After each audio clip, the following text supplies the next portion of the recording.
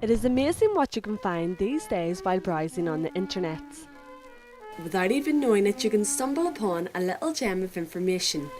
I found a jewel this week. His name is Joseph Maguire. Joseph was a man who released an incredible 26 records. He was signed to 2 record companies, led the St Patrick's Day Parade in New York, and organised and sponsored the prestigious New York Cup.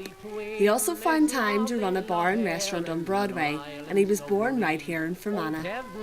Dreams, you look so serene with your lofty round tower of days that have been. Your walls may be silent, but to me you're the queen of lovely Lougherin and her island so green. Browsing through the Irish traditional archives, this lilting Irish tenor filled my headphones. I had never heard of Joseph Maguire before, but the more I listened, the more I wanted to discover who was the man behind this rich Irish voice. Between and toast lovely Erin with her island so green. My good friend and local genealogist Frankie Roof immediately sprang to mind.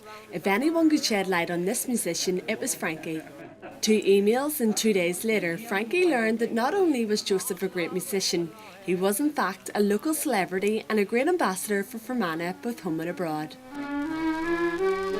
Once I received your email, I clicked into it straight away, and it was about Joseph Maguire, and the information that you had sent me was that he was born in County Fermanagh in 1899, and he was from the Ballinamallard district.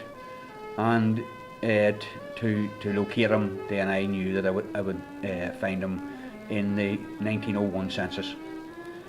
So I opened up the 1901 census for children named Joseph Maguire, and I found about 7 of them, and 4 of the 7 were in around the correct age.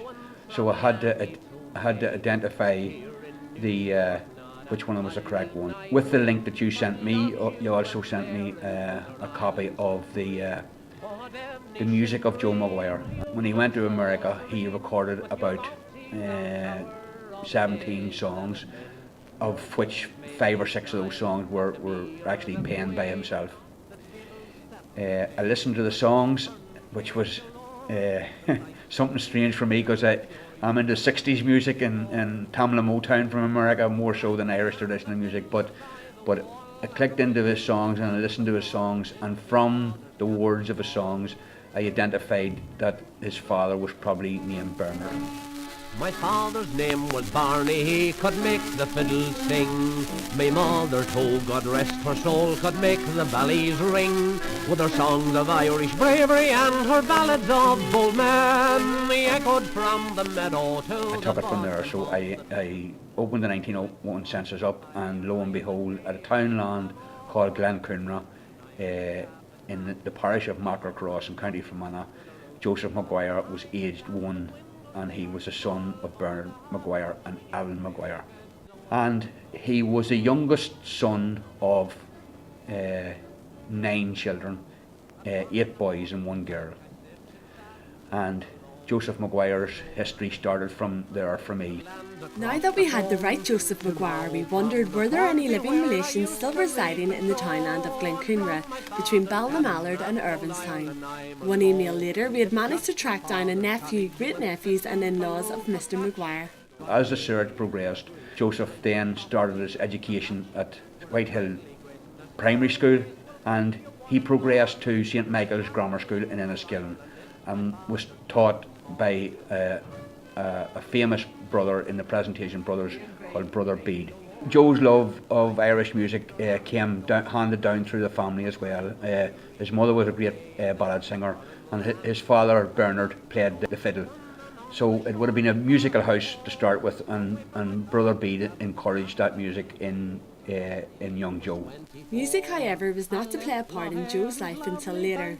Leaving school, he followed his brothers to Dublin and joined the Metropolitan Police until its disbandment in 1925. And from her shore I asked the way to famous New York. It was at this point, like so many of his fellow countrymen, that Joseph left for the shores of America. And let us talk of Ireland, Lougherin another Seated day. around the table with Joseph's family, his great-nephew of the same name began the family folklore. One of the stories that I would have heard was actually before he left. his father gave him the option of being the farmer, staying at home, or he wanted to leave. His father had a spade in one hand and a £5 note in the other hand, and the spade was to stay on the farm and the £5 was for his fare.